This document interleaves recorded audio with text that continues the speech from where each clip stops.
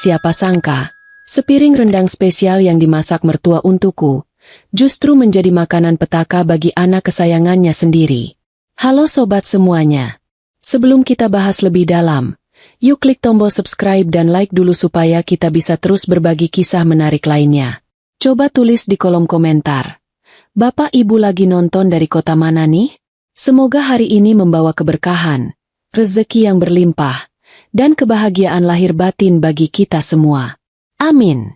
Pagi itu harusnya dimulai dengan teriakan, bukan senyuman, karena begitulah rutinitas di rumah ini selama 3 tahun terakhir. Biasanya, baru saja aku membuka mata dan menginjakan kaki di lantai dapur, suara cempreng Ibu Rati sudah menyambutku dengan daftar kesalahan yang bahkan belum sempat aku lakukan. Mulai dari lantai yang katanya kurang mengkilap, cucian piring yang sabunnya boros, sampai tuduhan kalau aku menyembunyikan uang gaji dari anak kesayangannya. Padahal, anak kesayangannya itu alias suamiku, Budi, masih mendengkur dengan irama yang bisa membangunkan tetangga 2 blok saking kerasnya. Tapi hari ini, ada yang aneh, hening sekali, seolah-olah semesta sedang menahan napas menunggu badai datang. Aku melangkah keluar kamar dengan langkah ragu, seperti maling yang takut ketahuan di rumah sendiri. Biasanya jam segini aku sudah harus pasang telinga tebal, siap mental menerima nyinyiran pagi soal baju kerjaku yang dibilang kurang pantas atau terlalu murah. Namun, pemandangan di dapur pagi ini benar-benar membuat bulu kuduku meremang. Bukan karena takut ada hantu, tapi karena melihat Ibu Rati sedang memotong daging sapi segar dalam jumlah banyak.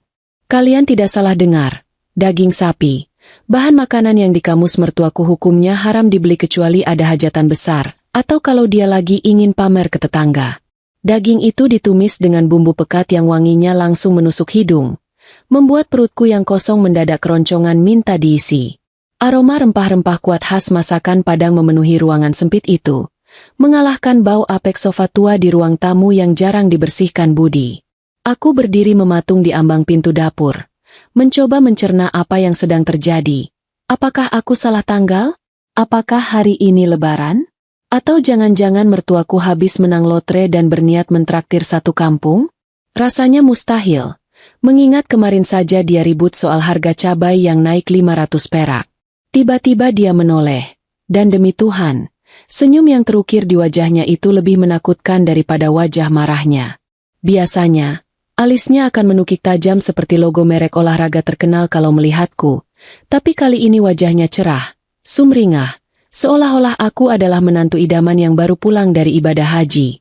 Dia meletakkan pisau besarnya perlahan, mengelap tangannya ke celemek yang tumben sekali terlihat bersih, lalu berjalan mendekatiku dengan gestur tubuh yang sangat dibuat-buat, persis seperti pemain sinetron yang aktingnya kurang natural.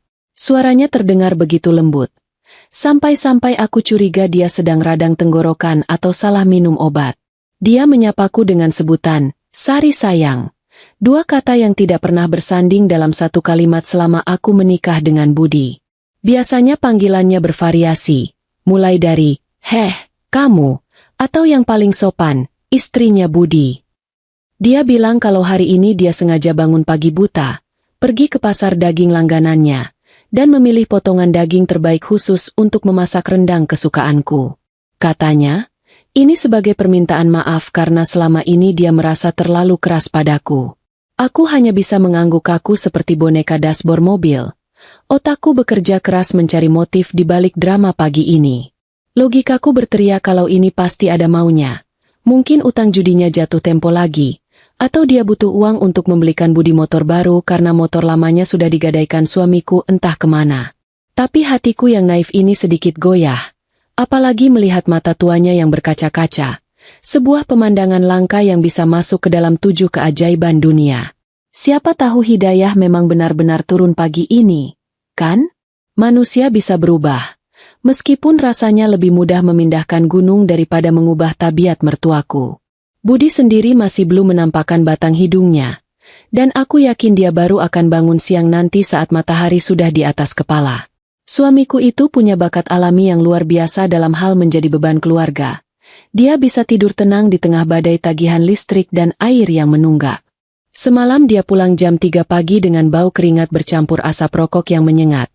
Lalu langsung ambruk di kasur tanpa ganti baju, meninggalkan jejak kotoran di spray yang baru kucuci.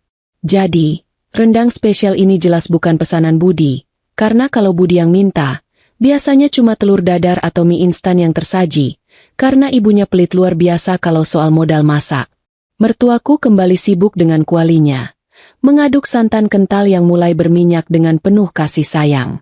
Dia bercerita panjang lebar tentang resep rahasia keluarganya, tentang bumbu-bumbu yang dia racik sendiri tanpa penyedap rasa buatan, seolah-olah kami sedang dalam acara masak-memasak di televisi. Aku mendengarkan sambil lalu, sibuk merapikan tas kerjaku dan memastikan dompetku aman, karena kewaspadaan tetap nomor 1. Wangi rendang itu makin menjadi-jadi, aroma lengkuas, serai, dan daun jeruk purut menari-nari di udara, menggoda iman siapa saja yang menciumnya. Lalu tibalah momen puncak dari sandiwara pagi ini, saat dia mengambil sendok kecil, menciduk sedikit kuah kental yang berwarna coklat gelap itu, dan menyodorkannya ke arahku. Dia memintaku mencicipi rasanya, memastikan apakah asin dan pedasnya sudah pas di lidahku. Tatapannya penuh harap, mendesak, seakan penolakan dariku adalah dosa besar yang tak terampuni. Disinilah letak ironinya, perutku lapar setengah mati, air liurku sudah hampir menetes, tapi ada satu hal yang dia lupa, atau mungkin tidak peduli untuk diingat. Aku menolak tawarannya dengan sehalus mungkin, memasang senyum paling manis yang kubisa, sambil berkata kalau aku sedang tidak ingin mencicipi makanan berat pagi-pagi begini. Wajahnya sempat berubah masam sepersekian detik, kilatan kecewa bercampur amarah yang tertahan terlihat jelas di matanya, sebelum akhirnya dia kembali memasang topeng malaikatnya. Dia memaksa, mengatakan kalau setidaknya aku harus makan sepiring penuh nanti sepulang kerja, atau membawanya sebagai bekal makan siang. Dia bahkan sudah menyiapkan rantang susun cantik yang entah dia dapat dari mana. Sebenarnya ada alasan kuat kenapa aku menolak, bukan hanya karena curiga, tapi karena hari ini adalah hari Senin. Sudah menjadi kebiasaanku sejak gadis untuk berpuasa sunnah setiap hari Senin dan Kamis, sebuah ritual kecil yang menjagaku tetap waras di tengah gilanya kehidupan rumah tanggaku. Mertuaku tahu itu, atau setidaknya pernah tahu, tapi tampaknya memori di kepalanya hanya menyimpan hal-hal yang menguntungkan baginya saja, seperti tanggal gajianku atau letak perhiasan emasku. Fakta bahwa aku puasa hari ini sepertinya luput dari skenario drama, mertua bertobat, yang sedang dia mainkan. Akhirnya, karena takut terlambat mengejar bus jemputan, aku pamit berangkat kerja tanpa menyentuh sedikitpun masakan itu. Aku mencium tangannya, sebuah gestur penghormatan yang terasa dingin dan kaku. Dia mengelus lenganku, berpesan agar aku hati-hati di jalan dan jangan lupa makan rendangnya nanti begitu sampai rumah. Kalimatnya terdengar manis. Nanti ibu simpan bagian yang paling empuk buat kamu ya, Sari, katanya. Tapi entah kenapa, kalimat itu terdengar seperti ancaman halus di telingaku, seolah ada pesan tersembunyi di balik janji daging empuk itu. Aku melangkah keluar rumah dengan perasaan campur aduk, meninggalkan aroma rendang yang masih menguar sampai ke teras depan. Di dalam sana, Budi si pengangguran masih tertidur lelap, tidak tahu menahu kalau ibunya sedang memasak hidangan mewah yang bisa meruntuhkan kolesterol dalam sekali suap. Langkahku terasa berat. Firasat buruk menggelayut di dada seperti awan mendung yang siap menumpahkan hujan badai. Aku tidak tahu rencana apa yang sedang disusun mertuaku dengan rendang itu, tapi satu hal yang pasti, Tuhan sepertinya sedang melindungiku dengan cara yang paling sederhana, puasa. Dan tanpa aku sadari, keputusan untuk tidak membatalkan puasa pagi itu adalah keputusan yang akan mengubah jalan hidupku, hidup suamiku, dan hidup mertuaku selamanya dalam beberapa jam ke depan. Menolak rezeki itu katanya pamali, tapi menolak makanan dari mertua yang mendadak baik itu rasanya seperti insting bertahan hidup yang paling purba. Saat sendok berisi kuah rendang yang kental dan berminyak itu melayang hanya beberapa sentimeter di depan mulutku, waktu rasanya berjalan melambat seperti adegan di film aksi saat jagoannya menghindari peluru. Wangi santan yang sudah menjadi kalio itu benar-benar menggoda, seolah melambai-lambai minta dinikmati, menjanjikan kenikmatan duniawi yang bisa membuat siapa saja lupa diri. Namun, di balik aroma lezat itu, alarm bahaya di kepalaku berbunyi nyaring, lebih nyaring daripada sirine ambulans yang terjebak macet. Ada sesuatu yang tidak beres. Tatapan mata Ibu Ratih terlalu mendesak, seperti pedagang obat pinggir jalan yang memaksa pejalan kaki membeli ramuan ajaibnya. Bibirku sudah hampir terbuka, bukan karena ingin makan, tapi karena refleks sopan santun yang diajarkan orang tuaku sejak kecil untuk menghargai orang tua. Tapi untungnya, otakku bekerja lebih cepat daripada mulutku. Aku teringat kalender di dinding kamar yang pagi tadi sempat kulirik sekilas. Hari ini hari Senin. Sebuah kebetulan yang luar biasa. Atau mungkin memang cara Tuhan menyelamatkanku dari situasi canggung ini. Aku menarik wajahku menjauh perlahan, berusaha tidak terlihat jijik atau curiga, lalu memasang senyum paling tulus yang bisa kurekayasa dalam hitungan detik. Dengan suara pelan namun tegas, aku mengucapkan kalimat sakti itu. "Maaf ya Bu, sari lagi puasa hari ini." Reaksi Ibu Ratih sungguh layak mendapatkan piala penghargaan aktris terbaik kategori antagonis. Senyum manis yang tadi dia pamerkan mendadak retak. Sudut bibirnya berkedut menahan kesal. Seolah-olah aku baru saja melempar kotoran ke wajahnya yang penuh bedak itu. Sendok yang tadi melayang di udara dia tarik kembali dengan gerakan kasar, membuat sedikit kuah rendang menetes mengotori lantai dapur yang baru saja dipel. Dia mendengus kasar. Suara yang mirip seperti kerbau yang sedang masuk angin. "Puasa terus, pantesan badanmu kurus kering begitu. Suami mana betah kalau istrinya tinggal tulang." Sindirnya tajam, kembali ke mode aslinya yang menyebalkan. Jujur saja, mendengar sindiran itu hatiku justru merasa lega luar biasa. Ini dia Ibu Ratih yang aku kenal. Si mulut pedas yang tidak pernah kehabisan bahan celaan. Kalau dia terus-terusan manis, aku malah takut dia kesurupan jin penunggu pohon mangga di depan rumah. Aku hanya menanggapi celotehannya dengan tawa kecil, sambil buru-buru memakai sepatu kerjaku. Aku jelaskan lagi kalau nanti saat berbuka puasa aku pasti akan memakannya dengan lahap, bahkan nambah nasi kalau perlu. Dia tidak menjawab, hanya membelakangiku sambil mengaduk kualinya dengan bunyi sreng-sreng yang terdengar penuh emosi, seakan dia sedang memukul kepalaku menggunakan spatula itu. Sepanjang perjalanan menuju halte bus, pikiranku tidak bisa lepas dari rendang misterius itu. Bukan soal rasanya, tapi soal asal-usul dananya. Coba bayangkan, harga daging sapi sekarang sedang melonjak naik, sekilo bisa 100 ribuan lebih. Belum lagi harga bumbu-bumbu dan santan. Dari mana mertuaku dapat uang sebanyak itu? Terakhir kali aku cek, dia hobi sekali mengeluh tidak punya uang buat beli pulsa listrik. Sampai-sampai aku yang harus menanggung semuanya. Apa mungkin dia menjual perhiasan lamanya? Rasanya mustahil. Cincin emas di jari manisnya itu lebih berharga daripada nyawa menantunya sendiri. Atau jangan-jangan dia meminjam uang ke lintah darat lagi? Kalau iya, tamatlah riwayatku. Pasti nanti aku lagi yang disuruh bayar bunganya yang mencekik leher. Lamunanku buyar saat bus kota yang penuh sesak datang dengan asap hitam mengepul dari knalpotnya. Aku berdesakan masuk, mencari celah sempit di antara para pekerja yang wajahnya sama lelahnya denganku. Perutku mulai berbunyi, protes karena belum diisi apa-apa sejak semalam. Godaan untuk membatalkan puasa sempat terlintas, apalagi membayangkan rasa rendang buatan mertua yang, harus kuakui, secara tampilan memang meyakinkan. Tapi niatku sudah bulat. Puasa Senin Kamis ini adalah satu-satunya benteng pertahananku. Caraku menjaga kewarasan batin di tengah gempuran tagihan dan tingkah laku suami yang makin hari makin tidak ada otaknya. Bicara soal suami, pikiranku melayang pada Budi yang masih mendengkur di rumah. Laki-laki itu punya hidung yang lebih tajam dari anjing pelacak kalau soal makanan. Aku yakin 100%, begitu dia bangun dan mencium aroma rendang, dia tidak akan peduli itu jatah siapa. Budi itu tipe orang yang kalau ada makanan di meja, dia anggap itu adalah persembahan alam semesta untuk dirinya seorang.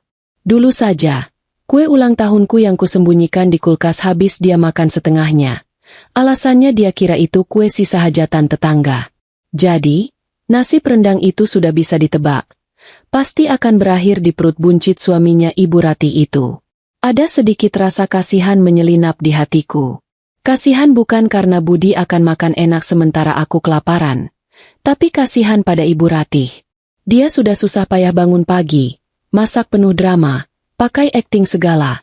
Ujung-ujungnya yang makan malah anaknya sendiri yang pengangguran, bukan menantunya yang dia targetkan. Tapi ya sudahlah, hitung-hitung perbaikan gizi buat Budi. Siapa tahu setelah makan daging enak, otaknya jadi sedikit encer dan mau mencari kerja, meski kemungkinannya lebih kecil daripada kemungkinan hujan uang dari langit. Sesampainya di kantor, perasaan tidak enak itu masih saja menggelayut. Bukan rasa lapar, tapi firasat aneh yang membuat dadaku sesak. Bayangan wajah Ibu Ratih yang berubah drastis saat aku menolak makanannya tadi terus berputar di kepala seperti kaset rusak. Kenapa dia terlihat begitu kecewa?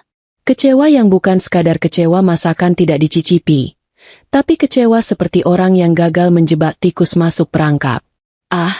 Mungkin aku saja yang terlalu banyak nonton film kriminal. Aku mencoba menepis pikiran buruk itu dengan menyibukkan diri menata berkas-berkas di meja, berharap hari ini cepat berlalu supaya aku bisa segera pulang dan berbuka puasa dengan tenang.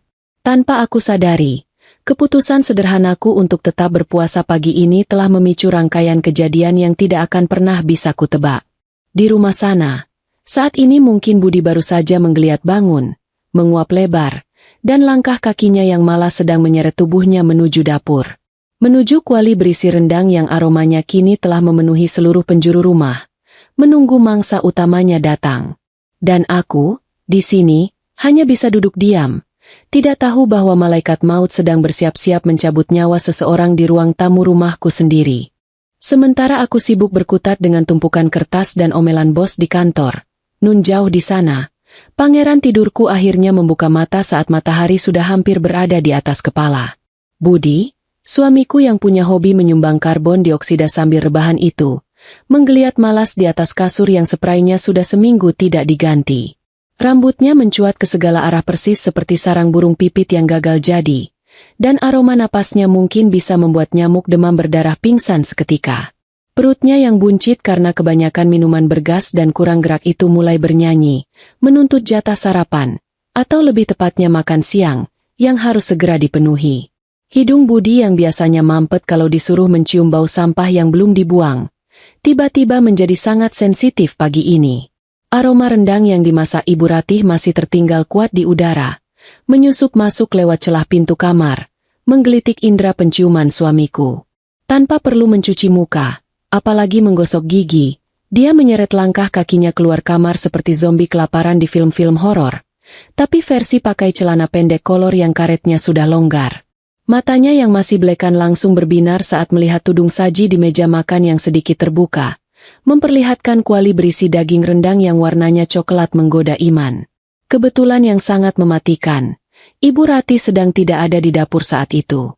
Sepertinya mertuaku itu sedang di kamar mandi atau mungkin sedang ke warung tetangga untuk memamerkan kebaikannya hari ini. Ini adalah kesempatan emas bagi Budi, kesempatan yang dia anggap sebagai rezeki anak saleh. Padahal salat saja dia sering lupa rakaatnya.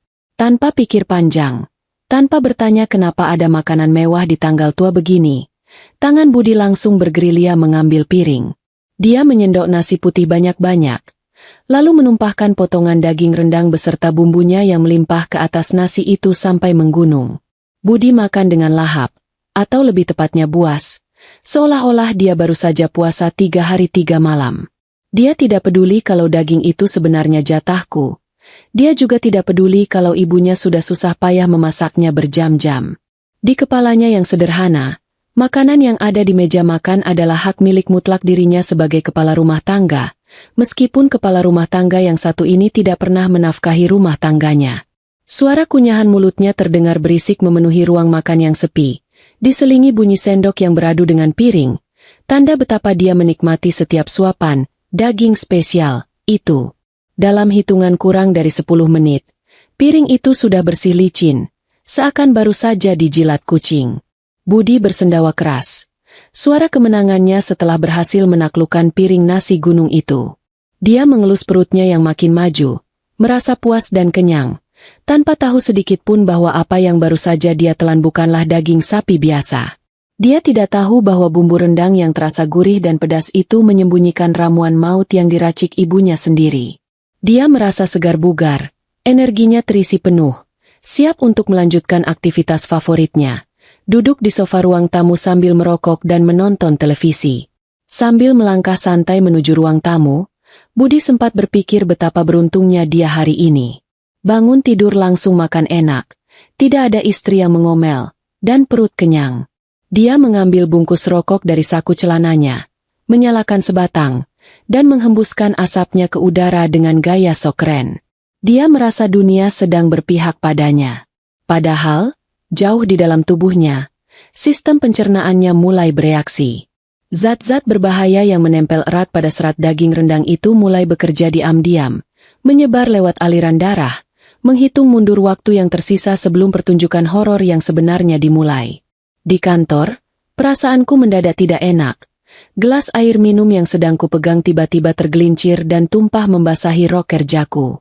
Teman semejaku bertanya apa aku sakit. Tapi aku hanya menggeleng lemah. Jantungku berdebar kencang tanpa alasan yang jelas. Sebuah firasat buruk yang biasanya hanya muncul kalau aku lupa mematikan kompor. Tapi kali ini rasanya beda. Lebih mencekam. Seperti ada bisikan gaib yang menyuruhku untuk segera pulang. Aku tidak tahu kalau di rumah, suamiku yang malang itu sedang menikmati rokok terakhir dalam hidupnya. Tersenyum lebar menatap layar televisi. Tidak sadar bahwa malaikat pencabut nyawa sudah berdiri di pojok ruangan, melirik jam tangannya, menunggu detik yang tepat untuk bekerja. Firasat itu seperti alarm kebakaran yang rusak, berisik dan tidak bisa dimatikan, terus-menerus berdenging di kepalaku sampai aku tidak bisa fokus bekerja. Tumpukan berkas di meja hanya kutatap kosong, dan omelan bos yang biasanya bikin telinga panas, hari ini masuk telinga kanan keluar telinga kiri. Akhirnya, karena tidak tahan dengan rasa gelisah yang makin menjadi-jadi, ditambah rasa penasaran apakah mertuaku benar-benar menyisakan rendang itu atau cuma omong kosong, aku memutuskan untuk pulang sebentar saat jam istirahat kantor. Jarak kantor ke rumah memang cuma 10 menit naik ojek. Jadi aku pikir sempatlah untuk sekadar mengecek keadaan rumah dan memastikan kompor tidak meledak. Rumah terlihat tenang dari luar, setenang kuburan sebelum ada penggali tanah datang. Bahkan sandal jepit Budi yang biasanya berserakan di teras, kali ini tergeletak pasrah di dekat rak sepatu. Aku membuka pintu depan pelan-pelan, mengucapkan salam dengan suara lirih yang tentu saja tidak ada yang menjawab. Aroma rokok murah bercampur sisa bau rendang yang mulai apek menyambut hidungku di ruang tamu. Televisi masih menyala menampilkan acara gosip selebriti dengan volume yang cukup kencang. Tapi anehnya, sofa kebesaran Budi terlihat kosong. Biasanya jam segini dia sudah bergelung di sana seperti kucing malas, menunggu kopi sore yang tidak pernah aku buatkan. Baru saja kakiku melangkah menuju kamar untuk menaruh tas. Suara itu meledak memecah keheningan siang bolong. Bukan suara petir, bukan suara ban meletus, tapi suara jeritan panjang yang terdengar sangat menyakitkan. Disusul bunyi gedebuk keras benda berat menghantam lantai ubin. Jantungku rasanya copot dan jatuh ke perut. Itu suara Budi. Tapi bukan suara Budi yang sedang marah karena kalah main game daring atau Budi yang berteriak minta dipijat. Ini adalah suara manusia yang lehernya sedang dicekik oleh tangan tak kasat mata. Suara kepanikan murni yang membuat darahku berhenti mengalir seketika. Aku berlari ke arah sumber suara di ruang tengah, dan pemandangan di depan mataku lebih mengerikan daripada melihat saldo rekening kosong di akhir bulan. Budi, suamiku yang tadi pagi masih mendengkur sehat walafiat, kini sedang berguling-guling di lantai karpet. Tubuhnya mengejang hebat seperti ikan yang baru diangkat dari air. Kakinya menendang-nendang meja kaca sampai vas bunga kesayangan mertuaku jatuh pecah berkeping-keping. Wajahnya yang biasanya merah padam karena marah, kini berubah warna menjadi biru pucat yang menakutkan. Matanya melotot lebar seolah mau lompat keluar dari kelopaknya, menatap langit-langit dengan tatapan kosong penuh horor. Otakku mendadak hang, seperti komputer tua yang dipaksa membuka aplikasi berat. Tidak sanggup memproses apa yang sedang terjadi di depan mata. Aku terpaku di tempat, tangan menutup mulut, menyaksikan suamiku mencengkeram lehernya sendiri dengan kuat, seolah berusaha mengeluarkan sesuatu yang menyumbat napasnya. Dari sela-sela bibirnya yang mulai membiru, keluar busa putih yang terus mengalir deras, membasahi baju kaos partai yang dipakainya. Suara napasnya terdengar mengerikan. Bunyi, grok-grok, kasar seperti saluran air yang tersumbat sampah. Tanda bahwa paru-parunya sedang berjuang keras mencari oksigen yang makin menipis. Rasa takut langsung menyergapku. Tapi insting untuk menolong memaksaku bergerak mendekat meski lututku gemetar hebat. Aku berlutut di sampingnya, mencoba memegang bahunya yang licin oleh keringat dingin. Tapi guncangan tubuhnya terlalu kuat. "Mas!" Mas Budi kenapa? Teriakku panik. Pertanyaan bodoh yang jelas tidak akan bisa dia jawab. Dia menoleh sedikit ke arahku. Tangannya yang gemetar berusaha menggapai ujung bajuku. Matanya menyiratkan rasa sakit yang luar biasa dan permohonan tolong yang bisu. Bau anyir muntahan mulai tercium, membuat perutku mual. Tapi aku tidak bisa pergi. Di tengah kekacauan itu, aku sadar satu hal yang bikin bulu kuduku berdiri. Piring bekas makan Budi tergeletak tidak jauh dari tempatnya jatuh. Piring itu bersih licin, hanya menyisakan sedikit jejak minyak merah kecoklatan khas bumbu rendang. Rendang itu masakan spesial Ibu Ratih yang katanya dibuat khusus untukku. Potongan-potongan teka-teki itu mulai tersusun cepat di kepalaku. Mertua yang tiba-tiba baik, paksaan untuk makan, dan sekarang Budi yang sekarat tepat setelah menghabiskannya. Jika aku tidak puasa hari ini, pastilah aku yang sekarang sedang menggelepar di lantai dingin ini dengan mulut berbusa, bukan dia. Belum sempat aku berteriak memanggil bantuan atau mencari mertuaku. Tubuh Budi tiba-tiba menegang kaku untuk terakhir kalinya. Lalu lemas terkulai seperti boneka tali yang benangnya putus. Napas grog-grog itu berhenti, digantikan oleh keheningan yang jauh lebih menakutkan. Di saat yang bersamaan, pintu dapur terbuka kasar, dan sosok Ibu Ratih muncul dengan wajah kaget yang, entah kenapa, terlihat sangat ganjil. Sandiwara babak kedua baru saja akan dimulai, dan kali ini, panggungnya berlumuran dosa dan air mata palsu. Waktu sepertinya benar-benar berhenti, bukan kiasan, tapi rasanya jantungku ikut mogok kerja melihat Ibu Ratih berdiri di ambang pintu dapur dengan wajah pucat pasi. Gelas kaca berisi air es yang dia pegang terlepas begitu saja dari tangannya, menghantam lantai ubin dan pecah berkeping-keping, menciptakan bunyi gaduh yang seolah menjadi gong penutup pertunjukan horor suamiku. Dia mematung di sana, matanya yang biasa tajam menatapku kini terbelalak lebar, menatap lurus ke arah tubuh kaku Budi yang tergeletak mengenaskan di atas karpet. Tidak ada sapaan manis, tidak ada akting menantu sayang. Topengnya hancur lebur detik itu juga digantikan oleh wajah asli seorang ibu yang dunianya baru saja runtuh. Reaksi tubuhnya sungguh dramatis. Kalau ada lomba ibu paling histeris sedunia, mertuaku pasti juara bertahan tanpa saingan. Dia berlari menerjang pecahan kaca tanpa peduli kakinya terluka. Langsung menubruk tubuh besar Budi yang sudah tidak bernyawa. Raungannya memecah keheningan siang itu. Suara tangisan yang melengking tinggi, campuran antara kesedihan mendalam dan ketakutan yang luar biasa. Dia mengguncang-guncang bahu Budi dengan kasar, menampar-nampar pipi anaknya yang sudah mulai dingin, berharap keajaiban terjadi dan si pengangguran kesayangannya itu bangun lagi minta kopi. Tapi sayang, Budi diam 1000 bahasa, pergi membawa dosa-dosanya tanpa sempat pamit. Di tengah kepanikan itu, hidung Ibu Ratih yang tajam mencium aroma yang sangat dia kenali dari mulut Budi. Aroma rempah kuat, santan pekat, dan daging sapi pilihan yang dia masak dengan penuh cinta pagi tadi. Matanya beralih cepat ke piring kosong yang tergeletak di samping mayat Budi. Piring yang licin tandas tak bersisa. Seketika itu juga, raut wajah sedihnya berubah menjadi horor yang mencekam, seolah dia baru saja melihat hantu di siang bolong. Dia menyadari satu fakta fatal yang menghancurkan seluruh rencananya. Senjata makan tuan. Makanan yang dia racik khusus untuk mengirimku ke alam baka, justru dinikmati sampai tetes terakhir oleh anak emasnya sendiri. Apa yang terjadi selanjutnya benar-benar di luar nalar manusia normal.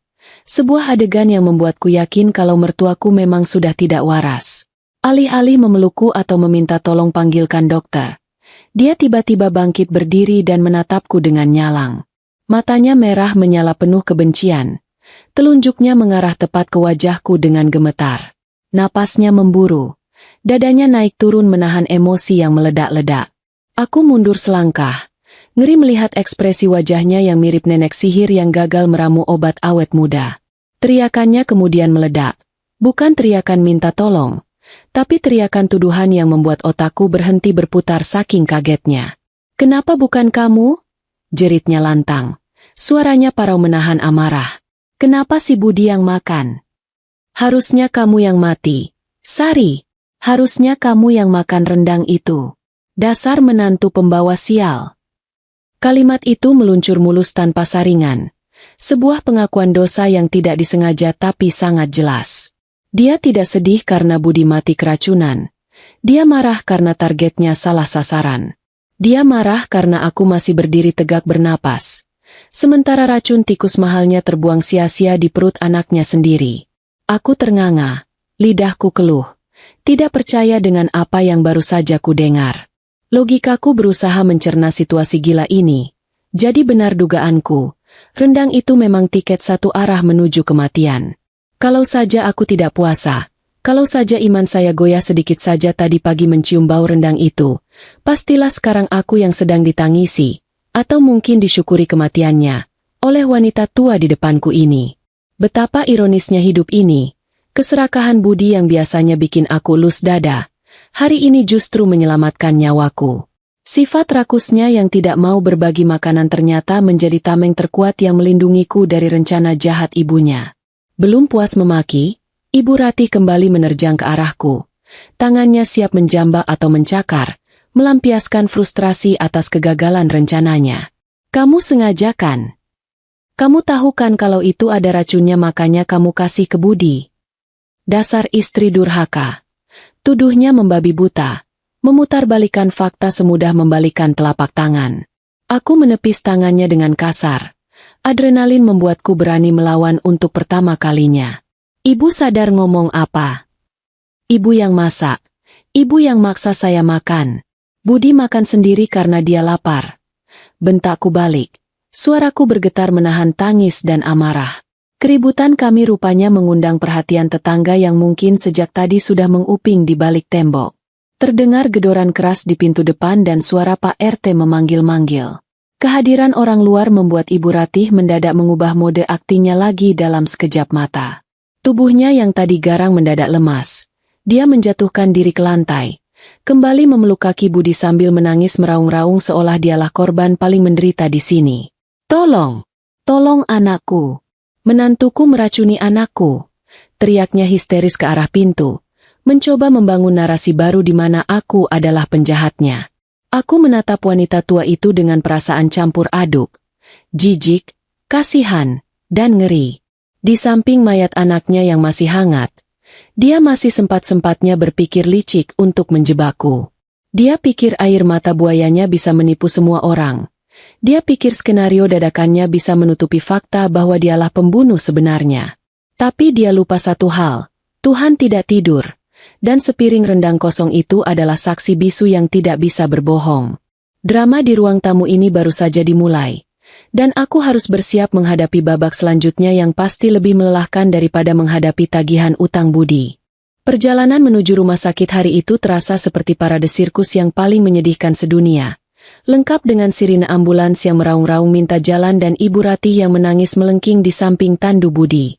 Tetangga-tetangga yang penasaran berkerumun di depan pagar. Berbisik-bisik seperti lebah yang sarangnya diganggu, menebak-nebak drama apa lagi yang terjadi di rumah nomor 13 itu. Di dalam mobil ambulans, aku hanya duduk diam mematung, menatap wajah suaminya yang sudah membiru kaku. Ironis sekali, selama hidupnya Budi selalu bergerak lambat kalau disuruh kerja, tapi giliran menjemput maut, dia justru ngebut mendahului semua orang, bahkan mendahului niat tobatnya sendiri. Sesampainya di unit gawat darurat, para perawat dan dokter langsung bergerak cepat. Berlarian mendorong Brankar Budi masuk ke ruang tindakan. Lampu-lampu rumah sakit yang putih menyilaukan terasa menusuk mata.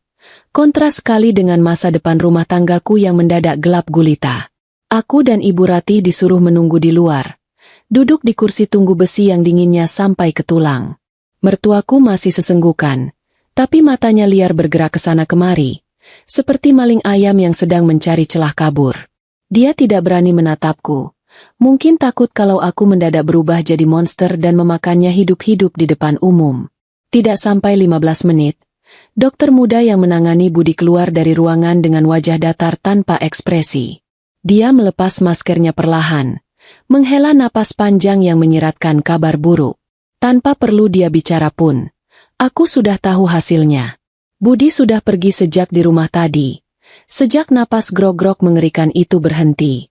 Dokter itu menggeleng pelan, mengucapkan kalimat klise tentang, kami sudah berusaha semampu kami, yang langsung disambut oleh teriakan histeris jilid 2 dari Ibu Ratih. Dia merosot ke lantai, memukuli ubin rumah sakit, berakting seolah-olah dia adalah ibu paling menderita di muka bumi, padahal dialah sutradara di balik tragedi ini. Namun, drama air mata itu mendadak terhenti ketika dokter meminta kami untuk ikut ke ruangannya sebentar. Ada nada tegas dan curiga dalam suara dokter itu, bukan nada simpati yang biasanya diberikan kepada keluarga yang berduka. Di ruangan sempit berbau alkohol itu, dokter menatap kami bergantian dengan tatapan menyelidik. Dia bilang, kematian Budi sangat tidak wajar. Jantungnya berhenti bukan karena serangan jantung biasa atau kolesterol akibat makan daging, tapi karena kegagalan organ dalam yang terjadi secara serentak dan sangat cepat. Gejala yang dialami Budi, mulut berbusa, kejang otot hebat, dan perubahan warna kulit yang drastis, hanya merujuk pada satu hal, keracunan zat kimia dosis tinggi. Kami menemukan indikasi kuat adanya racun tikus jenis arsenik yang sangat pekat di dalam sisa muntahan dan lambung korban, kata dokter itu dengan suara dingin yang membuat bulu kuduku berdiri. Racun tikus. Telingaku berdengung mendengar dua kata itu. Jadi itu bumbu rahasia rendang spesialnya? Pantas saja Ibu Ratih bersikeras agar aku yang memakannya. Dia benar-benar niat ingin membunuhku seperti membasmi hama di sawah. Budi, anak kandungnya sendiri, tewas karena racun yang disiapkan ibunya untuk membunuh istrinya. Sungguh sebuah lelucon takdir yang sangat gelap. Saking gelapnya sampai setan pun mungkin bingung harus tertawa atau menangis. Ibu Ratih yang mendengar penjelasan dokter langsung pucat pasi, lebih pucat dari mayat anaknya di kamar jenazah. Bibirnya gemetar, keringat dingin sebesar biji jagung mulai bercucuran di pelipisnya. Dia mencoba menyangkal, tergagap-gagap bilang kalau itu pasti salah makan atau Budi jajan sembarangan. Tapi dokter itu tidak bodoh. Dia sudah sering melihat kasus keracunan, dan dia tahu kapan seseorang sedang berbohong. Dengan tenang, dokter itu mengatakan bahwa karena ini kematian yang tidak wajar akibat racun, pihak rumah sakit wajib melaporkannya ke polisi untuk diautopsi dan diselidiki lebih lanjut. Kata polisi, bekerja seperti mantra petir yang menyambar Ibu Ratih. Matanya terbelalak horor. Polisi berarti penyelidikan, penyelidikan berarti sidik jari, dan sidik jari berarti penjara. Dia menoleh ke arahku dengan tatapan memohon sekaligus mengancam, seolah menyuruhku untuk membungkam mulut dokter itu. Tapi aku hanya diam, menatap lurus ke depan dengan wajah datar. Enak saja, sudah mau dibunuh. Masa aku harus bantu menutupi kejahatannya? Biar saja polisi datang, biar sekalian terbongkar semua borok busuk di keluarga ini. Aku sudah muak jadi penonton pasif. Sekarang saatnya membiarkan hukum karma bekerja dengan caranya yang brutal. Tak lama kemudian, dua orang petugas berseragam coklat datang, membawa aura intimidasi yang membuat lorong rumah sakit mendadak senyap. Mereka mulai menanyakan kronologi kejadian, mencatat setiap detail, dan meminta izin untuk mengamankan jenazah Budi demi kepentingan autopsi. Ibu Ratih panik setengah mati. Dia menolak autopsi dengan alasan, kasihan mayatnya disakiti lagi. Alasan klasik orang yang menyembunyikan bangkai. Dia menangis meraung-raung, memeluk kaki polisi, memohon agar jenazah anaknya segera dibawa pulang untuk dimakamkan. Tingkahnya yang berlebihan justru membuat polisi semakin curiga, karena orang yang tidak bersalah biasanya ingin tahu penyebab kematian keluarganya, bukan malah menutup-nutupi. Di tengah kekacauan itu, aku merenung sendiri di pojok ruangan. Nyawaku baru saja selamat dari maut hanya karena sepotong niat puasa sunnah. Kalau saja tadi pagi aku tergoda mencicipi rendang itu sedikit saja, mungkin sekarang akulah yang terbujur kaku di ruang pendingin, dan Budi serta ibunya sedang sibuk mengurus asuransi kematianku sambil tertawa-tawa. Membayangkan itu membuat perutku mual, bukan karena lapar, tapi karena jijik melihat betapa murahnya harga nyawa di mata mertuaku. Budi memang pemalas dan menyebalkan, tapi dia tidak pantas mati seperti tikus got yang diracun. Kematiannya memang tragis, tapi setidaknya dia berguna sekali ini saja dalam hidupnya, menjadi tumbal untuk menyelamatkan nyawa istrinya. Polisi akhirnya memutuskan untuk memasang garis polisi di rumah kami dan menyita sisa rendang beserta peralatan masak sebagai barang bukti. Wajah Ibu Ratih saat mendengar keputusan itu benar-benar tak ternilai harganya. Campuran antara ketakutan, kemarahan, dan keputusasaan. Dia tahu dia sudah terpojok, tapi dasar wanita licik, Otaknya pasti sedang berputar keras mencari kambing hitam. Dan tebak siapa kambing hitam paling ideal yang sedang berdiri diam di sebelahnya? Ya, aku.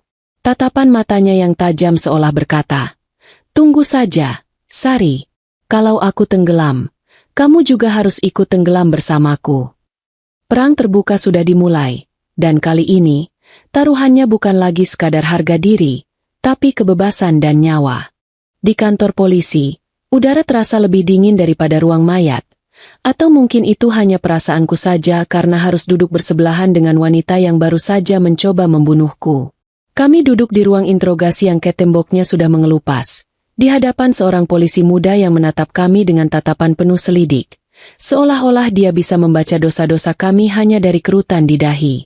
Ibu Ratih, yang tadi di rumah sakit sempat lemas seperti agar-agar, kini mendadak bertenaga lagi.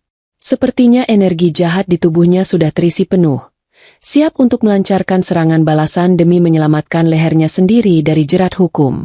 "Pak Polisi, tangkap dia, Pak. Dia pelakunya." Ibu Ratih menuding wajahku dengan telunjuknya yang gemetar. Air mata palsunya kembali mengalir deras bak keran bocor. "Dia itu istri durhaka. Dia benci sama anak saya karena budi pengangguran. Dia sering ngomel-ngomel bilang budi beban hidup. Pasti dia yang naruh racun itu di rendang masakan saya." Tuduhan itu meluncur deras, penuh emosi, dan sangat meyakinkan bagi siapa saja yang tidak tahu watak aslinya. Dia melukiskan gambaran dirinya sebagai ibu mertua yang malang, yang sudah susah payah memasak demi menyenangkan menantu, tapi malah dikhianati dan difitnah. Aku hanya bisa menghela napas panjang, lelah lahir batin menghadapi drama ratu sinetron di sebelahku ini. Polisi itu menoleh ke arahku, menunggu pembelaan. Dengan tenang, aku menceritakan kejadian sebenarnya, runut dari A sampai Z, tentang bagaimana dia tiba-tiba baik, tentang paksaan makan rendang di pagi buta, tentang puasa Senin Kamisku yang menyelamatkan nyawa, dan tentang budi yang rakus menghabiskan makanan itu sendirian. Aku bicara apa adanya, tanpa ditambah-tambahi bumbu penyedap seperti cerita Ibu Ratih. Mataku menatap lurus ke mata polisi itu, karena konon katanya, mata adalah jendela hati, dan hatiku saat ini bersih, tidak ada noda racun tikus sedikit pun. Namun, Ibu Ratih tidak mau kalah. Dia terus memotong ucapanku dengan histeris, menyangkal semua fakta. "Bohong, Pak. Dia bohong. Saya lihat sendiri dia ngutak-ngatik kuali rendang itu pas saya lagi ke kamar mandi. Dia pasti masukin racunnya pas saya lengah." Teriaknya ngawur. Dia lupa satu detail kecil yang sangat fatal. Detail yang mungkin dia anggap sepele tapi sebenarnya adalah kunci dari segalanya. Jejak forensik. Orang zaman dulu mungkin bisa membunuh lalu cuci tangan dan lolos. Tapi zaman sekarang, sains tidak bisa dibohongi. Sidik jari, DNA, dan residu kimia adalah saksi bisu yang jauh lebih jujur daripada mulut manusia. Polisi itu tersenyum tipis. Senyum misterius yang membuat nyali Ibu Ratih menciut sedikit. Dia lalu mengeluarkan sebuah bungkusan plastik bening berisi peralatan masak yang disita dari dapur kami.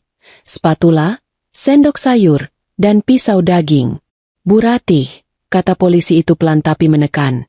"Kami sudah mengirim tim ke rumah Ibu. Selain mengamankan rendang sisa di piring korban, kami juga memeriksa alat-alat ini. Kalau memang Bu Sari yang memasukkan racun saat Ibu di kamar mandi, kenapa sidik jari yang dominan dan utuh di gagang spatula serta bungkus racun tikus yang kami temukan di tempat sampah belakang rumah, semuanya cocok dengan sidik jari Ibu?" Kamar interogasi mendadak hening. Senyap seperti perpustakaan di tengah malam.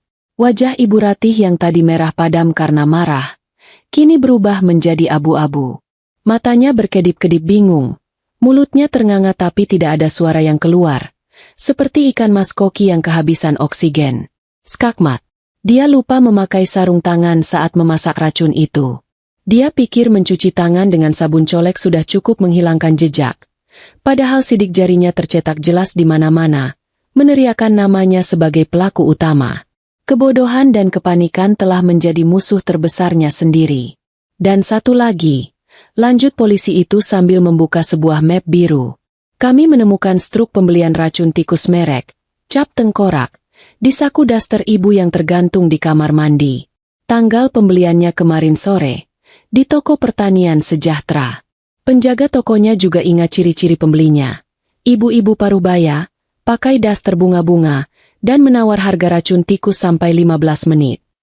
Aku hampir saja tertawa mendengar bagian terakhir itu. Ya ampun, bahkan saat mau membunuh orang pun, sifat pelitnya tidak bisa hilang. Menawar harga racun tikus? Yang benar saja. Mendengar bukti-bukti telak itu dijabarkan satu persatu, pertahanan Ibu Ratih runtuh seketika. Tubuhnya merosot dari kursi.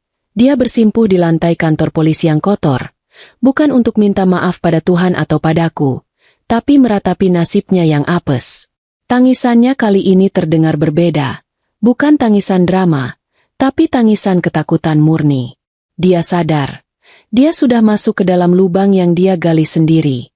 Niat hati ingin menyingkirkan menantu supaya bisa menguasai harta, malah anak kandung yang mati.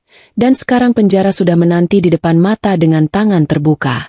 Aku menatapnya dari atas kursi dengan perasaan campur aduk. Tidak ada rasa kemenangan yang meluap-luap. Hanya rasa lelah yang luar biasa dan sedikit rasa iba.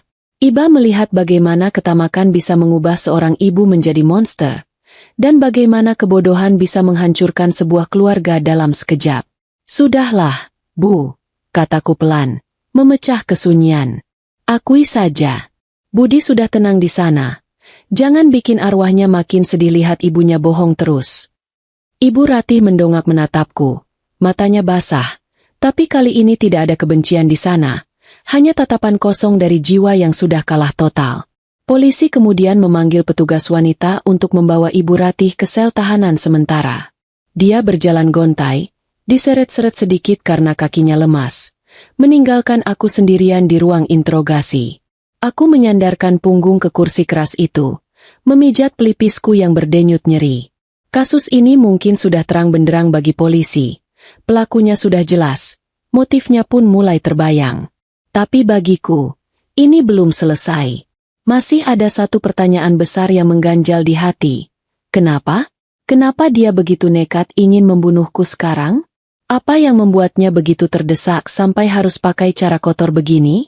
Jawabannya ternyata tersimpan rapi di laci lemari kamarnya, menunggu untuk ditemukan dan membongkar motif busuk yang sebenarnya.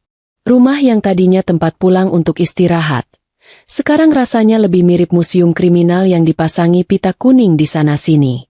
Setelah drama air mata buaya di kantor polisi, beberapa petugas mengajakku kembali ke rumah untuk melakukan penggeledahan lanjutan. Kali ini sasarannya spesifik, kamar tidur Ibu Ratih. Kamar itu adalah wilayah terlarang bagiku selama ini, tempat suci di mana dia menyimpan segala rahasia negara, mulai dari sertifikat tanah yang entah ada di mana sampai stok kerupuk kulit yang sering dia sembunyikan dari Budi. Polisi menduga ada motif kuat yang melatar belakangi aksi nekat mertuaku, karena logikanya, membunuh orang dengan racun tikus itu butuh keberanian, atau kepepet, yang luar biasa. Begitu pintu kamar mertuaku dibuka paksa karena kuncinya entah ada di mana, aroma khas orang tua langsung menyergap, campuran bau balsem otot, lemari kayu tua, dan bau apek uang kertas yang disimpan di bawah kasur. Petugas mulai mengubek-ubek isinya, membuka setiap laci dan lemari. Jujur saja, melihat isi kamarnya membuatku sedikit geli di tengah situasi tegang ini. Ternyata mertuaku adalah penimbun sejati. Di sudut kamar menumpuk botol-botol bekas sampo yang diisi air, tumpukan kantong plastik yang dilipat segitiga rapi, dan kaleng biskuit Hongguan yang, sudah bisa ditebak, isinya bukan biskuit, melainkan benang jahit dan jarum pentul. Tapi bukan benda-benda antik itu yang dicari polisi. Salah satu petugas yang sedang merogoh bagian bawah lemari baju tiba-tiba berseru pelan. Dia menarik keluar sebuah kotak besi berkarat yang digembok rapat, disembunyikan di balik tumpukan kain batik lama yang sudah dimakan ngengat. Melihat kotak itu, jantungku berdesir. Firasatku mengatakan kalau kotak Pandora ini menyimpan jawaban dari pertanyaan, kenapa, yang sedari tadi menghantuiku. Polisi tidak butuh waktu lama untuk membongkar gembok murahan itu dengan linggis kecil. Bunyi, klak, terdengar nyaring, dan tutup kotak pun terbuka, menelanjangi semua kebusukan yang selama ini disimpan rapat-rapat oleh Ibu Ratih. Isinya bukan emas batangan atau surat cinta masa muda, melainkan tumpukan kertas yang disusun rapi. Petugas mengambil tumpukan paling atas. Sebuah map tebal berlogo perusahaan keuangan ternama. Dia membacanya sebentar, mengerutkan kening, lalu menyerahkannya padaku dengan tatapan prihatin. Tanganku gemetar saat menerima map itu. Di halaman depannya, tertulis jelas dengan huruf kapital tebal, Polis Asuransi Jiwa. Dan yang membuat napas saya tercekat adalah nama yang tertulis sebagai tertanggung. Sari Astuti, nama lengkapku. Nilai pertanggungannya sungguh fantastis. Cukup untuk membeli 2 rumah mewah di kompleks sebelah dan masih sisa buat naik haji berkali-kali. Mataku menelusuri baris demi baris dokumen itu dengan rasa tidak percaya. Di sana tertera bahwa jika aku meninggal dunia, maka uang miliaran rupiah itu akan cair sepenuhnya kepada ahli waris yang ditunjuk. Dan tebak siapa ahli waris yang tertulis di sana dengan tinta hitam tebal? Tentu saja, Ibu Ratih dan Budi Santoso. Hatiku mencelos. Rasanya perih sekali, lebih perih daripada disiram air garam. Ternyata selama ini, di mata mereka, aku lebih berharga mati daripada hidup. Hidupku dihargai dengan nominal uang, dan kematianku adalah tiket lotre yang mereka tunggu-tunggu tanggal mainnya. Di bagian bawah dokumen, ada tanda tangan di atas meterai yang diklaim sebagai tanda tanganku. Bentuknya memang mirip, tapi tarikan garisnya kaku dan ragu-ragu. Jelas sekali ini hasil jiplakan amatir. Aku teringat beberapa bulan lalu, Ibu Rati pernah meminjam KTP-ku dengan alasan mau mendaftarkan bantuan sosial dari pemerintah. Ternyata, itu cuma akal-akalan busuk untuk memalsukan data dan mendaftarkanku ke asuransi jiwa tanpa sepengetahuanku. Pantas saja belakangan ini dia sering bertanya, "Sari, kamu kalau nyebrang jalan hati-hati ya?" Atau, "Sari, jangan pulang malam-malam, banyak begal." Ternyata itu bukan perhatian, tapi harapan cemas menunggu kapan polis ini bisa dicairkan. Namun, kejutan di dalam kotak besi itu belum berakhir. Di bawah polis asuransi, polisi menemukan tumpukan kertas lain yang kondisinya jauh lebih memprihatinkan, bon utang. Lembar demi lembar surat tagihan menumpuk, mulai dari surat peringatan bank, tagihan kartu kredit atas nama Budi yang sudah macet total, sampai kertas-kertas kumal bertuliskan nominal utang dengan bunga mencekik dari koperasi simpan pinjam keliling alias rentenir. Jumlahnya kalau ditotal bikin kepala pusing, nolnya berderet panjang seperti kereta api. Rupanya, gaya hidup Budi yang sok kaya dan hobi Ibu Ratih pasang togel serta arisan bodong telah menyeret mereka ke dalam lubang utang yang sangat dalam.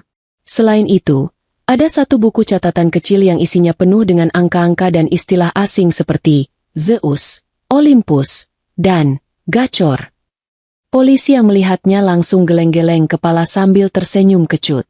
Judi online, gumamnya.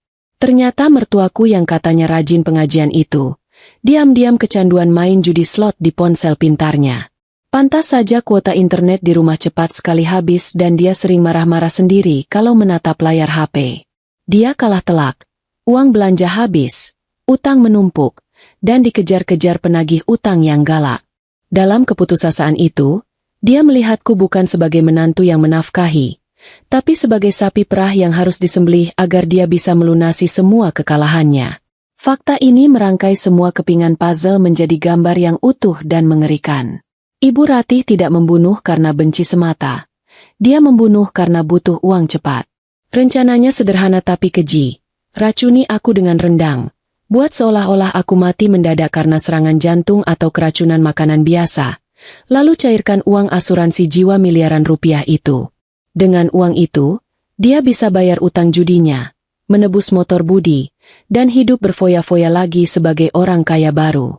Sempurna, di atas kertas. Tapi dia lupa memperhitungkan satu variabel penting, perut lapar anaknya sendiri. Aku meletakkan kembali berkas-berkas itu ke dalam kotak dengan perasaan mual. Ironi ini sungguh menampar bolak-balik. Budi, anak yang dia gadang-gadang akan menikmati uang kematianku, justru mati duluan karena memakan umpan yang disiapkan ibunya. Uang miliaran itu kini tidak ada gunanya. Hangus bersama nyawa Budi. Ibu Ratih kehilangan segalanya. Kehilangan anak, kehilangan harta, kehilangan kebebasan, dan kehilangan martabat. Hanya karena dia terlalu serakah ingin mengambil jalan pintas. Polisi mengamankan kotak besi itu sebagai barang bukti tambahan yang akan memperberat hukuman Ibu Ratih. Tuduhannya kini bukan sekadar pembunuhan tidak berencana, tapi pembunuhan berencana dengan motif ekonomi yang kuat. Ancaman hukumannya bisa seumur hidup atau bahkan hukuman mati. Aku berjalan keluar dari kamar itu, meninggalkan bau apek keserakahan yang menyesakkan dada. Di ruang tamu, garis polisi melintang kuning cerah, menjadi batas tegas antara masa laluku yang penuh penderitaan dengan masa depan yang kini, entah bagaimana, terasa sedikit lebih terang meski harus diawali dengan tragedi. Kematian Budi bukan hanya kecelakaan. Itu adalah karma instan yang dibayar tunai, lunas tanpa cicilan. Duduk kembali di kursi panas ruang pemeriksaan rasanya seperti sedang menunggu giliran cabut gigi di dokter gigi yang galak, tegang, mual, dan ingin cepat-cepat pulang. Di hadapanku, Pak Polisi, sebut saja Pak Iman, karena wajahnya meneduhkan meski pertanyaannya tajam, sedang mengetik berita acara pemeriksaan dengan kecepatan kura-kura. Di sudut ruangan, Ibu Ratih duduk terkulai seperti cucian basah yang lupa diperas. Wajahnya yang tadi garang saat menuduhku, kini tampak layu, matanya bengkak, dan lipstik merah menyalanya sudah luntur berantakan, membuatnya terlihat seperti badut yang habis kehujanan. Dia masih sesekali bergumam, menyangkal, mencoba meyakinkan tembok kalau dia tidak bersalah. Pak Iman berdehem pelan, menghentikan ketikannya, lalu menatap kami bergantian dengan sorot mata yang sulit dibaca. Dia meletakkan selembar foto di atas meja, foto piring kosong yang ditemukan di samping jasad Budi. Sisa bumbu rendang yang menempel di piring itu terlihat merah pekat. Saksi bisu dari rakusnya suamiku yang berujung maut. Bu Sari, panggil Pak Iman. Suaranya berat dan berwibawa. Bisa Ibu jelaskan sekali lagi, secara spesifik, untuk siapa sebenarnya rendang ini dimasak? Apakah Ibu Ratih pernah bilang kalau rendang ini boleh dimakan siapa saja? Atau ada pesan khusus? Aku menarik napas panjang, mencoba menekan rasa gemetar di suaraku. Aku tatap wajah mertuaku yang menunduk. Lalu aku jawab dengan lantang agar dia dengar. Pagi tadi, Ibu Ratih bilang berkali-kali, Pak, katanya, Sari, ini Ibu masakin rendang spesial buat kamu. Dia menekankan kata, buat kamu. Dia bahkan melarang saya untuk berbagi. Katanya ini tanda sayang dia ke saya. Dia juga tahu Budi biasanya bangun siang. Jadi dia pikir aman kalau maksa saya makan pagi-pagi buta. Aku menjeda sebentar, membiarkan kalimat itu meresap. Kalau bukan karena saya puasa Senin Kamis, Pak, pasti foto mayat yang Bapak pegang itu foto saya, bukan foto Budi. Mendengar ucapanku, Ibu Ratih tersentak. Kepalanya mendongak cepat. Matanya membelalak horor. Sepertinya kepingan-kepingan fakta di otaknya mulai menyatu menjadi sebuah gambar yang mengerikan. Selama ini dia sibuk menyalahkan takdir, menyalahkan aku, menyalahkan keadaan. Tapi dia lupa menyalahkan satu orang, peracik bumbunya. Dia mulai menyadari bahwa tangan keriputnya sendirilah yang menaburkan bubuk maut itu ke dalam kuali. Dia yang mengaduknya dengan penuh semangat, membayangkan aku mati, tanpa sadar dia sedang memasak bekal terakhir untuk anak emasnya sendiri. Pak Iman mengangguk-angguk pelan, seolah sudah menduga jawaban itu. Dia lalu mencondongkan tubuhnya ke arah Ibu Ratih, menatap wanita tua itu dengan tatapan kasihan yang bercampur rasa tidak percaya. Bu Ratih, Ibu dengar sendiri kan? Ibu merencanakan ini sangat rapi. Ibu beli racunnya. Ibu palsukan tanda tangan asuransi. Ibu masak rendang kesukaan menantu Ibu. Tapi Ibu lupa satu hal. Ibu lupa kalau anak Ibu itu rakus. Kalimat Pak Iman terdengar santai tapi menohok ulu hati. Budi makan rendang itu karena dia lapar. Dan dia makan jatah yang Ibu siapkan untuk membunuh istri Budi. Jadi secara hukum dan fakta, Ibu Ratihlah yang membunuh Budi Santoso, anak kandung Ibu sendiri. Hening. Kesunyian yang mencekam menyelimuti ruangan itu selama beberapa detik, sebelum akhirnya pecah oleh suara raungan yang memilukan hati. Bukan tangisan drama seperti sebelumnya. Ini adalah suara jiwa yang hancur berkeping-keping. Ibu Ratih menjerit tertahan. Tangannya mencengkeram dadanya sendiri seolah ingin merobek jantungnya keluar. Enggak mungkin. Budi! Teriaknya histeris. Dia memukul-mukul kepalanya sendiri, menjambak rambutnya yang mulai memutih, berusaha mengusir kenyataan pahit yang baru saja ditampar ke wajahnya. Penyesalan itu datang bukan seperti ombak, tapi seperti tsunami yang menggulung habis kewarasannya. Dia membayangkan wajah Budi saat makan rendang itu. Dia membayangkan betapa lahapnya Budi mengunyah daging yang sudah dia lumuri racun tikus. Dia membayangkan Budi mungkin sempat memuji. Wah, masakan ibu enak sekali. Sesaat sebelum racun itu menggerogoti organ tubuhnya. Bayangan itu pasti sangat menyiksa. Jauh lebih menyiksa daripada hukuman penjara manapun. Dia ingin membunuhku demi uang, tapi yang dia dapatkan justru mayat anak kesayangannya dan kegagalan total. Senjata makan tuan. Peribahasa itu benar-benar terjadi secara harfiah di depan mata kepala saya. Petugas wanita di sudut ruangan segera berlari menahan tangan Ibu Ratih agar tidak menyakiti dirinya sendiri. Tapi tubuh mertuaku itu sudah lemas. Tulangnya seperti dilolosi satu persatu. Dia merosot dari kursi, bersimpuh di lantai sambil terus meraung memanggil nama Budi. Maafin ibu. Nak, ibu salah. Ibu bunuh kamu. Harusnya Sari yang mati. Harusnya Sari. Racauannya makin tidak jelas, bercampur antara doa dan kutukan. Bahkan di saat hancur begini pun, dia masih sempat menyumpahiku. Sungguh konsistensi kebencian yang patut diacungi jempol. Kalau saja situasinya tidak setragis ini. Melihat pemandangan itu, ada rasa aneh yang menjalar di dadaku. Bukan rasa senang, karena bagaimanapun juga ada nyawa yang hilang. Tapi rasa lega yang luar biasa. Beban berat yang selama ini menindih pundakku, suami parasit dan mertua jahat, tiba-tiba terangkat sekaligus dengan cara yang paling brutal. Budi, dalam ketidaktahuannya, telah melakukan satu hal paling berguna seumur hidupnya. Dia menjadi tameng bagi istrinya. Rakusnya Budi menyelamatkanku. Malasnya Budi menyelamatkanku. Kalau saja dia rajin bangun pagi atau tidak serakah soal makanan, cerita ini pasti berakhir dengan namaku di batu nisan. Ibu Ratih akhirnya pingsan karena syok berat. Tubuhnya ambruk ke lantai dengan bunyi gedebuk yang menyedihkan.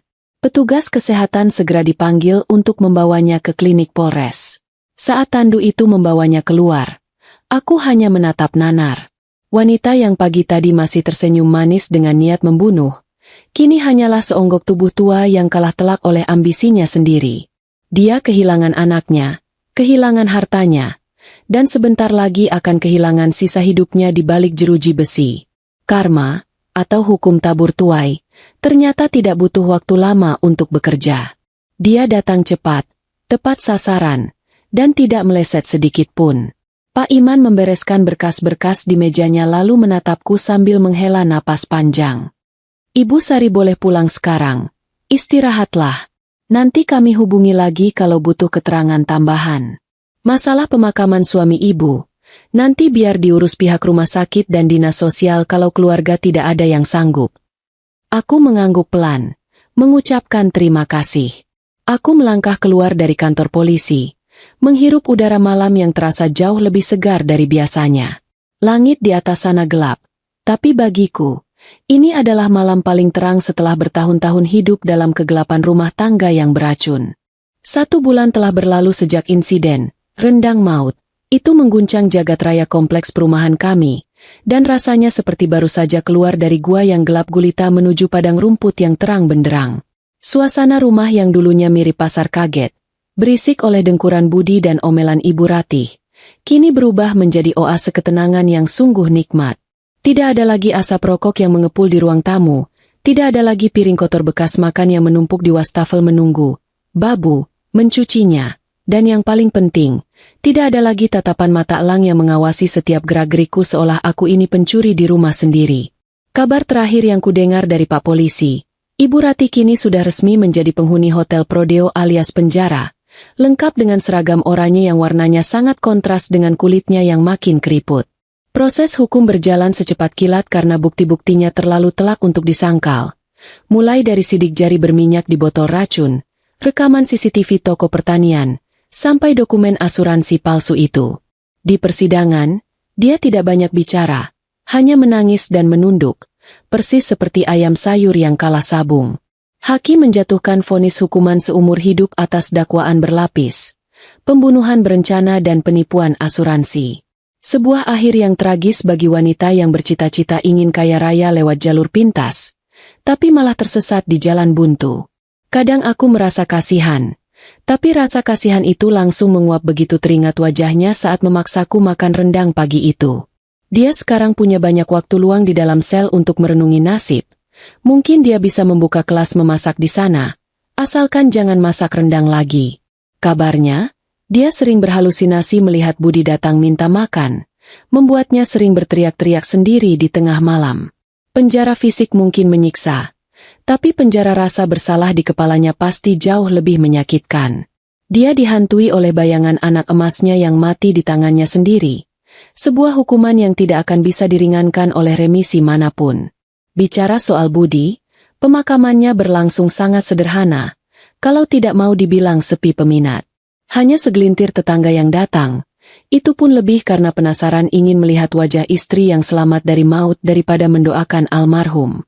Tidak ada air mata yang tumpah dari mataku saat tanah merah itu menutup liang lahatnya. Mungkin orang bilang aku berhati batu. Tapi untuk apa menangisi parasit yang selama hidupnya hanya menyusahkan? Aku hanya berdoa semoga dia tenang di sana dan tidak lagi menyusahkan malaikat dengan utang-utangnya. Setidaknya, kematiannya memberiku satu pelajaran berharga. Jangan rakus kalau melihat makanan, apalagi kalau bukan jatahmu. Sekarang, aku sedang sibuk melakukan pembersihan total di rumah ini, baik secara fisik maupun spiritual.